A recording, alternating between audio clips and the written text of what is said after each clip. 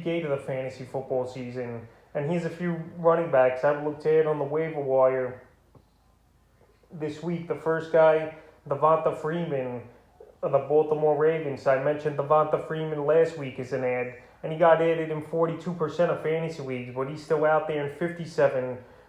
So in a pretty decent ball game for Freeman, 4 carries, 14 yards, and a touchdown. And he added 3 catches for 25 yards. So right here, Latavius Murray was out. Le'Veon Bell didn't show much, and we saw Tyson Williams get some carries. But the game script here in Week 7 was just way off. Baltimore, they were down most of this game, and it ended up to be a blowout loss, 41-17 to Joe Burrow and the Cincinnati Bengals. But Devonta Freeman, he was a serviceable number 2 running back, and he was a good bye-week fill-in guy. And next week, once again, obviously the byes are continuing all the way to Week 13, I believe. So right here, if Murray's out again, Freeman's a decent start, but he's definitely a guy I recommend on the wire and should be added in all 10 and 12-team leagues. The next running back's Brandon Bolden of the New England Patriots. So Stevenson was a healthy scratch, and he's in the doghouse. So Brandon Bolden, he was the passing downs back in this ball game, Week 7 for the Patriots, and he had a good game, 6 catches, 79 yards, and a touchdown, and added 2 rushing attempts for no yards in this game. So Bolden, he's the new James White of this system here for New England. We know Damian Harris don't catch the ball. J.J. Taylor, he's not really a catcher of the football out of the backfield. And Stevenson, he's a rookie, so he most likely will be in the doghouse for a while. So right here in deeper weeds, he's more of an ad as Bolden.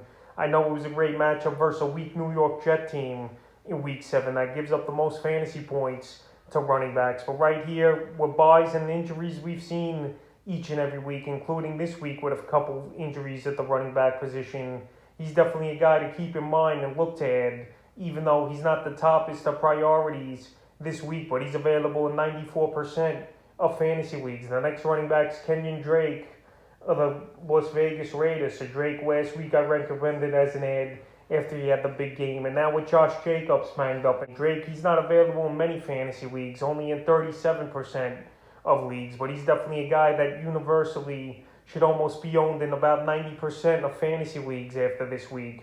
So a great performance for him once again for Drake here in Week 7. 14 carries, 69 yards, and a touchdown, and 3 catches for 10 yards. So the last 2 games for him, he's had 3 touchdowns as Drake, and outplayed Josh Jacobs, even though Jacobs was on his way in this ball game before he hurt his chest to having a huge game. He had a touchdown already and 15 fantasy points in PPR leagues. But Kenyan Drake next week, he's a bye week, I know. But he's still a guy you got to keep in mind, because who knows how long Jacobs could be out here. And then he's got 2 tasty matchups in Week 9 and 10 if Drake's going to be the starter. But even if he's not going to be the starter, if Jacobs comes back in Week 9, he's still going to get some carries, in my opinion, and still mostly that passing downs role. The next running back's Kenneth Gainwell of the Philadelphia Eagles. So we've seen flashes from Gainwell this season. For Miles Sanders, he left this ball game, Week 7, with an ankle injury. First, he got helped off the field by his teammates and coaches, and then he got carted back to the locker room. So I don't think that's good news, in my opinion, obviously, when you see players getting carted back to the locker room. So Gainwell, he finished in that ball game in Week 7 versus the Raiders. 5 carries, 20 yards, 4 catches, 41 yards, and a touchdown with a fumble loss. So he's more of a passing downs back than an in-between the tackles. Every down back here is Gainwell. But on this list, I'm recommending him and Boston Scott. So right here, if Sanders is out, this Philly team, they've been trailing a lot this season, and they're 2-5 on the season. The next week, I know they got a slam dunk matchup at the Detroit Lions that give up the second most fantasy points to running backs. So right here, Kenneth Gainwell is going to be a hot pickup, obviously, with the Sanders injury, and he's available right now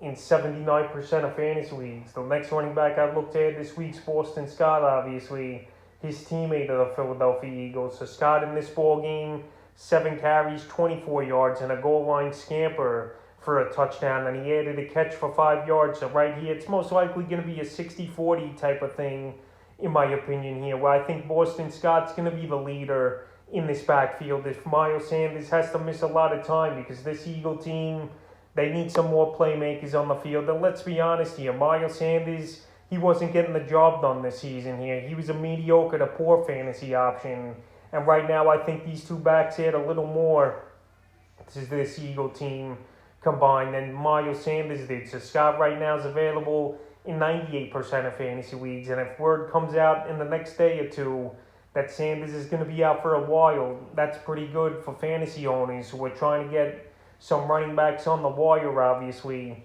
who need some help. And the final running back I have as a pickup this week here, Samaje Perine of the Cincinnati Bengals. So Perine missed last week's ball game with some illness issues, but right now he came back in this week's game versus the Baltimore Ravens in Week 7, and he had a good ball game, 11 carries, 52 yards, and a touchdown, and he added one catch for 23 yards in the ball game. So I know it was a garbage time touchdown when they were already up 34-17, and he busted one to the end zone, 6 yards here. But right here, Perine, we know he's a physical back. We've seen it in the past with him with his stint in Washington, and even a couple starts last season when Joe Mixon was out. In my opinion, I don't think Mixon is 100%. His workload in this ball game wasn't that big, and Perine at the end of the game ran it out. So right here, in deeper leagues, I'm recommending here to add, and he's available in 93% of fantasy leagues. So that's a few running backs I've looked to add here